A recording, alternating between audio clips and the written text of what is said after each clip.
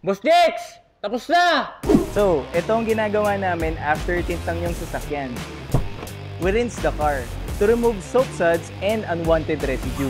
We check each windows carefully from top to bottom, inside and out to ensure quality standards. Then, we put the warranty seal for premium or elite. Kapag okay na ang lahat, picture taking na kasama ang client. Here are the reminders after installation. Within 3 to 4 days, huwag muna magpa-car wash.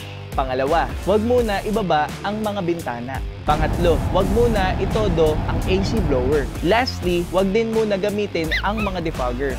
For 30 to 45 days naman, mapapansin nyo na may tubig sa pagitan ng tint at ng bintana. Mawawala ito at lilinaw after curing time. Bawal muna magdikit ng kahit ano mula sa loob ng bintana. Okay ba sa reminders? Kaya dito sa Xfilms, mula simula hanggang dulo, panalo! Visit us on xfilmsph.com for more information. Experience Xfilms.